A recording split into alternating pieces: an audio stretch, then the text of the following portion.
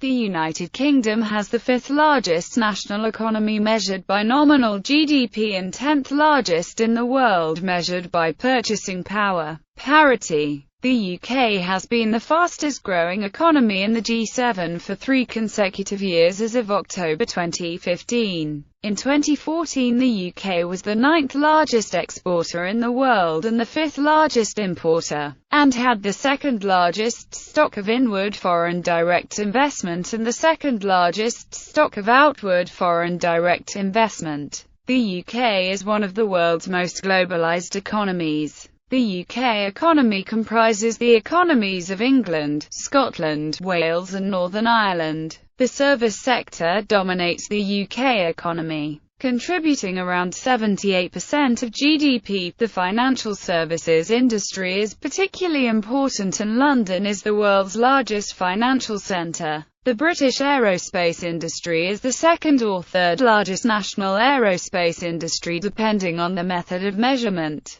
The pharmaceutical industry plays an important role in the economy, and the UK has the third highest share of global pharmaceutical R&D. The automotive industry is also a major employer and exporter. The British economy is boosted by North Sea oil and gas production. Its reserves were valued at an estimated £120 billion in 2011. There are significant regional variations in prosperity, with the southeast of England and southern Scotland the richest areas per capita. The size of London's economy makes it the largest city by GDP in Europe. In the 18th century, the UK was the first country to industrialise, and during the 19th century had a dominant role in the global economy. From the late 19th century, the Second Industrial Revolution in the United States and Germany presented an increasing economic challenge, and the cost of fighting World War I and World War II further weakened the UK's relative position. However, as of 2015, it still remains a great power with global strengths and an influential role in the world economy.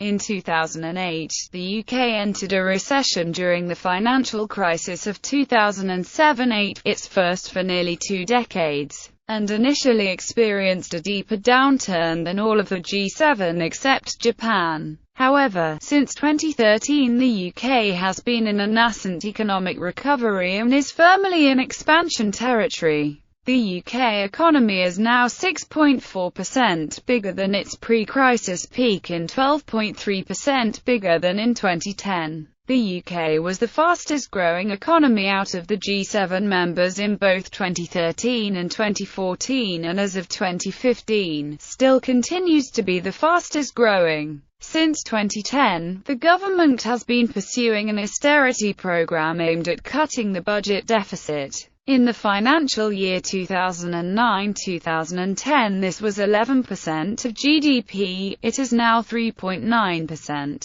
Government involvement in the British economy is primarily exercised by HM Treasury, headed by the Chancellor of the Exchequer, and the Department for Business, Innovation and Skills. Since 1979, management of the UK economy has followed a broadly laissez-faire approach. The Bank of England is the UK's central bank, and its Monetary Policy Committee is responsible for setting interest rates. The currency of the UK is the pound sterling, which is also the world's third largest reserve currency after the US dollar and the euro, and also the fourth most valued currency in the world, behind the Kuwaiti dinar, Bahraini dinar, and Omani rial, and the most valued currency outside the Middle East. The UK is a member of the Commonwealth of Nations, the European Union, the G7, the G8, the G20, the International Monetary Fund, the Organization for Economic Cooperation and Development, the World Bank, the World Trade Organization, Asian Infrastructure Investment Bank, and the United Nations. History: 1945 to 1980. Following the end of the Second World War, the United Kingdom enjoyed a long period without a major recession and a rapid growth in prosperity in the 1950s and 1960s, with unemployment staying low and not exceeding 500,000 until the second half of the 1960s. According to the OECD, the annual rate of growth between 1960 and 1973 averaged 2.9%. Although this figure was far behind the rates of other European countries such as France, West Germany and Italy. However, following the 1973 oil crisis and the 1973–1974 stock market crash, the British economy fell into recession and the government of Edward Heath was ousted by the Labour Party under Harold Wilson, which had previously governed from 1964 to 1970. Wilson formed a minority government on 4 March 1974 after the general election on 28 February ended in a hung parliament. Wilson subsequently secured a 3-seat majority in a second election in October that year. The UK recorded weaker growth than many other European nations in the 1970s. Even after the early 1970s recession ended, the economy was still blighted by rising unemployment and double-digit inflation, which exceeded 20% more than once after 1973 and was rarely below 10% after this date. In 1976, the UK was forced to request a loan of £2.3 billion from the International Monetary Fund. But then Chancellor of the Exchequer Denis Healey was required to implement public spending cuts and other economic reforms in order to secure the loan. And for a while the British economy improved, with growth of 4.3% in early 1979. However, following the winter of discontent when the UK was hit by numerous public sector strikes, the government of James Callaghan lost a vote of no confidence in March 1979. This triggered the May 1979 general election, which resulted in Margaret Thatcher's Conservative Party forming a new government. 1979 to 1997. A new period of neoliberal economics began in 1979 with the election of Margaret Thatcher, who won the general election on 3 May that year to return the Conservative Party to government after 5 years of Labour government. During the 1980s, most state-owned enterprises were privatized, taxes cut, union reforms passed and markets deregulated.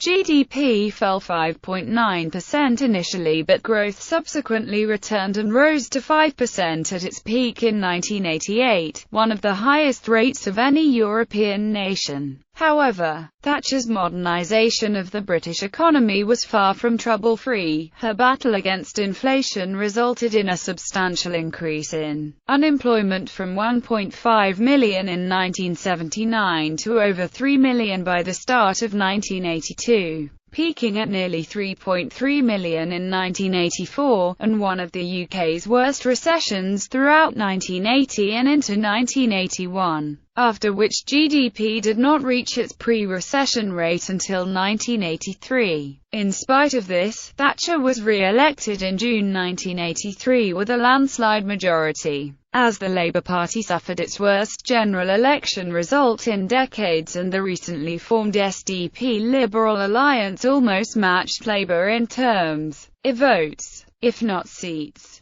Thatcher would remain Prime Minister for 7 more years, and the Conservatives survived in government for another 14 years. The party's popularity had enjoyed an upturn in 1982 following the success of the Falklands War campaign, in which Britain defeated Argentina in a 2-month battle to reclaim the Falkland Islands. The increase in unemployment was substantially due to government economic policy, which resulted in the closure of outdated factories and coal pits, which were no longer economically viable. This process continued for most of the 1980s, with newer industries and the service sector enjoying significant growth. Many jobs were also lost as manufacturing methods changed and fewer people were required to work in this sector. Unemployment had fallen below 3 million by the time of Thatcher's third successive election victory in June 1987, and by the end of 1989 it was down to 1.6 million. However, the British economy slid into another recession in late 1990, concurrently with a global recession, and this caused the economy to shrink by a total of 8% from peak to trough, and unemployment to increase from around 1.6 million in the spring of 1990 to nearly 3 million by the end of 1992. The subsequent economic recovery was extremely strong, and unlike after the early 1980s recession, the recovery saw a rapid and substantial fall in unemployment, which was down to 1.7 million by 1997.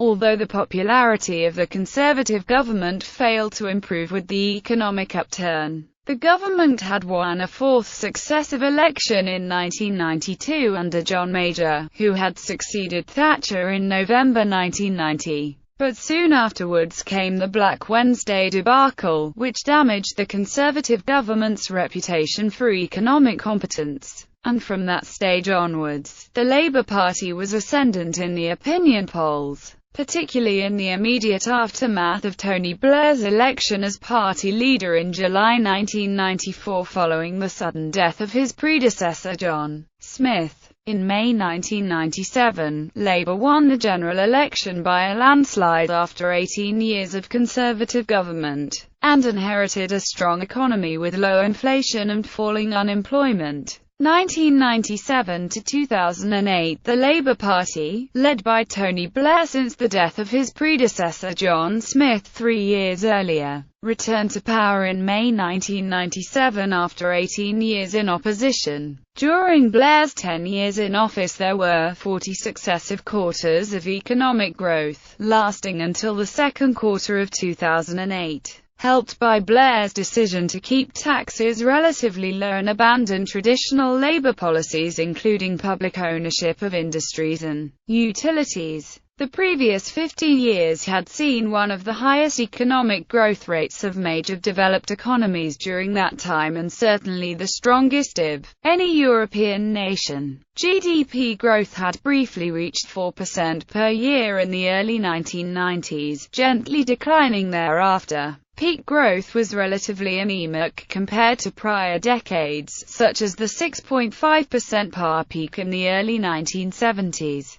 Although growth was smoother and more consistent, this extended period of growth ended in 2008 when the United Kingdom suddenly entered a recession, its first for nearly 2 decades, brought about by the global financial crisis. Beginning with the collapse of Northern Rock, which was taken into public ownership in February 2008, other banks had to be partly nationalised. The Royal Bank of Scotland Group, which at its peak was the 5th largest in the world by market capitalisation, was effectively nationalised on 13 October 2008. By mid-2009, HM Treasury had a 70.33% controlling shareholding in RBS, and a 43% shareholding, through UK Financial Investments Limited, in Lloyds Banking Group. The recession saw unemployment rise from just over 1.6 million in January 2008 to nearly 2.5 million by October 2009. The UK economy had been one of the strongest economies in terms of inflation, interest rates and unemployment,